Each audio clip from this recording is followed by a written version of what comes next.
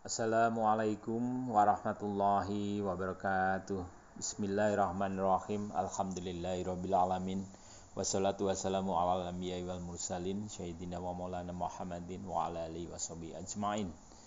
Rabbi shrah li sadri wa yassir li amri wa hlul 'uqdatam min lisani yafqahu qawli. Rabbi zidni ilma warzuqni fahma. Amin. Saudara-saudaraku yang dirahmati Allah, mari kita lanjutkan pembahasan kita tentang zakat yang kita tinjau dari perspektif filsafat manajemen. Pada pembahasan sebelumnya kita telah membahas relasi zakat dengan pandangan konsep kehidupan dan juga zakat dalam ilmu ekonomi. Sekarang kita akan lanjutkan dengan tema zakat dan solidaritas. Saudara-saudara, dari pembahasan sebelum-sebelumnya kita telah menemukan makna bahwa zakat ternyata mempunyai kandungan kepedulian sosial yang sangat tinggi.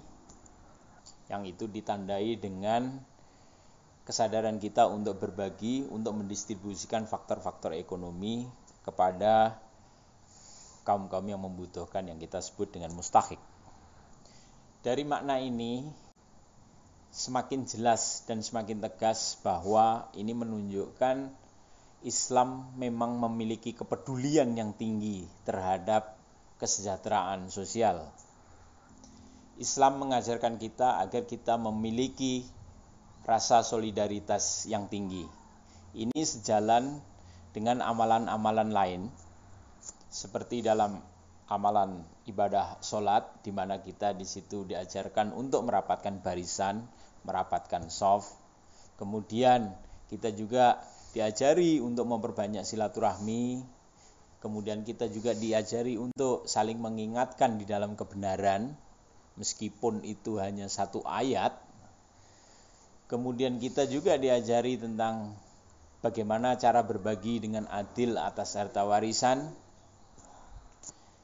dan lain sebagainya. Ini merupakan ajaran sekaligus perintah untuk meningkatkan solidaritas sesama. Kiranya sudah sewajarnya jika solidaritas itu menjadi perhatian utama, karena solidaritas ini akan memperkuat ikatan sosial, kemudian akan memperlancar transaksi sosial, juga akan mempertegas jalan mewujudkan ide rahmatan lil alamin itu. Kalau kita tinjau secara filsafat, solidaritas ini sendiri akan mengikis perilaku hedonistik dan kemudian memancarkan perilaku yang altruistik. Yang semula rasa totalitas kebanggaan atas kedirian ini tinggi, ini akan dibagi menjadi cinta sosial tanpa melupakan kediriannya sendiri. Rasa solidaritas ini sejatinya adalah merupakan tafsiran sekaligus implementasi dari ajaran untuk memulai dari dirinya sendiri. Mempertegas pula keberanian untuk berkorban untuk kepentingan sosial. Jadi ini memiliki relevansi dengan ajaran tentang kurban, tentang sholat berjamaah, tentang ajaran untuk beramar ma'ruf nahi munkar. Tema kandungan maknanya ini sejalan. Jadi ini mempertegas bahwa ajaran Islam memang memiliki concern untuk solidaritas yang tinggi seperti itu. Artinya saudara-saudara, kalau kita berani mengimplementasikan itu, berarti kita itu telah menetapkan prinsip keberanian hidup untuk menjadi sesuatu. Prinsip menjadi sesuatu, ini berarti kita mengeliminir kecenderungan kita untuk berprinsip memiliki sesuatu. Kita tidak tergopoh-gopoh untuk larut hanya ingin memiliki sesuatu, tetapi kita cabut, kita arahkan untuk menjadi diri sendiri, menjadi sesuatu. Artinya di sini ada suatu kesadaran bahwa menjadi diri sendiri itu adalah merupakan sesuatu yang penting karena itu merupakan eksistensi kehidupan manusia di dunia ini. Untuk menjadi sesuatu ini, maka dibutuhkan perilaku ikhlas, perilaku berhubungan baik dengan orang lain, perilaku untuk bertanggung jawab, perilaku untuk mewujudkan keseimbangan antara pribadi dan sosial. Sehingga ketika berprinsip untuk menjadi sesuatu, maka di situ ada merubah paradigma dari konsentrasi dari inward looking kepada outward looking. Dari konsentrasi ke individual menjadi ke sosial. Jadi sifatnya adalah transformatif. Dan transformasi ini harus wujud. Saudara-saudara, sifat individualis itu cenderung bersifat inward looking. Dia menekankan pada porsi kedirian yang sangat tinggi. Sehingga kalau kita tinjau secara ekonomis, individualis itu berorientasi untuk memenuhi kebutuhannya sendiri secara paripurna dan selamanya. Sehingga perwujudan eksistensinya itu ditentukan oleh seberapa banyak dan seberapa lama menguasai faktor ekonomi. Saudara-saudara, kalau kita lihat dari aspek kesejahteraan sosial ini, aspek kesejahteraan saja ya.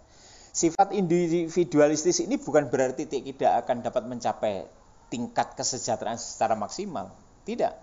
Ia bisa mencapai kesejahteraan itu secara maksimal dengan asumsi tingkat kemampuan penguasaan faktor ekonomi setiap orang itu setara.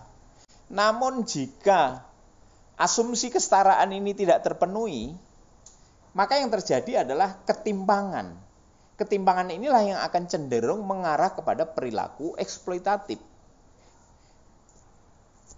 Karena adanya perbedaan penguasaan faktor ekonomi akan menimbulkan posisi tawar yang berbeda. Nah, di sini posisi tawar yang tinggi akan cenderung mengeksploitasi posisi tawar yang lebih rendah. Padahal sifat individualis ini merupakan dasar berdirinya sifat kompetitif,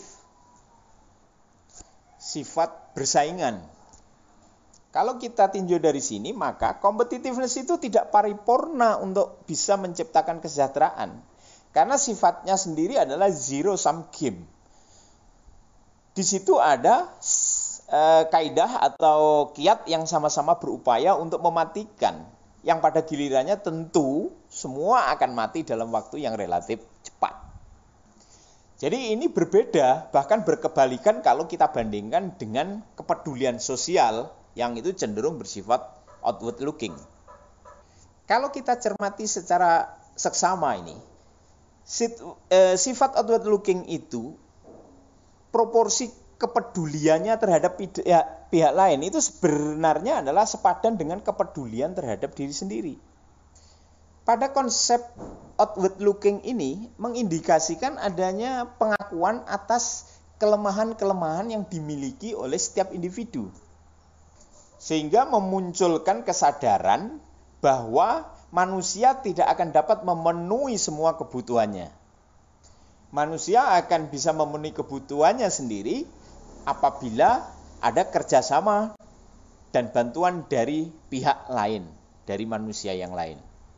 Tentu saja ukuran kesejahteraannya akan bisa mencapai kesejahteraan yang lebih tinggi dibanding kalau tidak melakukan kerjasama. Pada prinsip outward looking itu mengandung keterbukaan dan rasa persaudaraan yang tinggi yang kemudian diwujudkan dengan cara melakukan pemompaan semangat untuk mengangkat derajat pihak lain melalui bantuan kita, misalnya peningkatan daya beli melalui pendistribusian faktor ekonomi kepada pihak yang membutuhkan, yang itu dicerminkan oleh zakat. Jadi para muzakis sejatinya adalah orang yang bersedia memfasilitasi terjadinya perputaran dan pendistribusian faktor ekonomi, serta juga kepada pihak yang mampu untuk mengembangkan kemaslahatan. Di sini ada rasa saling menghargai, ada rasa saling kasih sayang untuk menuju keselamatan secara bersama di dalam menjalani kehidupan ini. Jadi, prinsip kooperatif itu lebih cenderung memberikan gambaran yang paripurna untuk meningkatkan kesejahteraan masyarakat. Saudara-saudara, mengurai, melakukan kajian seperti ini penting agar ketika kita melaksanakan zakat itu tidak hanya berhenti pada pemahaman pada teks yang beku saja, tetapi kita bisa menginterpretasikan kemudian menjadi ilmu. Mengilmukan ajaran, mengilmukan teks itu penting sekali agar kita mampu menggugah rasa menjadi timbul suatu kesadaran untuk berbuat dengan basis yang kuat. Maka sebenarnya akan lebih indah sebenarnya seperti ajaran zakat ini kalau kita kaji dari kajian ekonomi, kajian sosiologi, antropologi, dan dari logi-logi yang lain itu akan menjadi lebih menarik, saudara-saudara. Zakat ini kalau kita analisis dengan teori ekonomi, maka akan menunjukkan begini. Ketika kemiskinan itu tinggi, maka untuk mengatasi kemiskinan itu adalah harus menambah faktor ekonomi. Nah, zakat adalah perilaku yang untuk memperluas atau menambah faktor ekonomi. Sehingga terjadinya penambahan faktor ekonomi ini, maka akan kemiskinan. Disinilah letak kesesuaian antara teoritik dan praktek di dalam keilmuan. Jadi dengan demikian antara keilmuan dan ajaran agama itu mendapatkan relevansi yang kuat. Saudara-saudara, solidaritas yang ditimbulkan oleh zakat itu merupakan solidaritas bertujuan yang berorientasi produktif. Karena dengan pelaksanaan zakat ini pada dasarnya adalah menghidupkan kembali potensi-potensi konsumsi untuk menjadi real, menjadi konsumsi yang sesungguhnya. Kemudian ini nanti akan berdampak pada pengembangan produksi. Kalau dilihat dari sisi psikologis, ini menunjukkan pula gambaran suatu kepribadian yang tidak bisa mengingkari kebutuhan pribadi dan sosial. Karena apa? Karena di dalam zakat itu mengajarkan agar kita tidak mencoba lari dari kebebasan dan tanggung jawab, terutama dalam menjalani kehidupan ini. Karena di dalam kehidupan kita tidak bisa dilepaskan antara individual dan sosial. Jadi kalau kita renungkan di sini, secara leksikal, aspek akal sehat itu mendapatkan tempat utama ketimbang aturan dan ketundukan.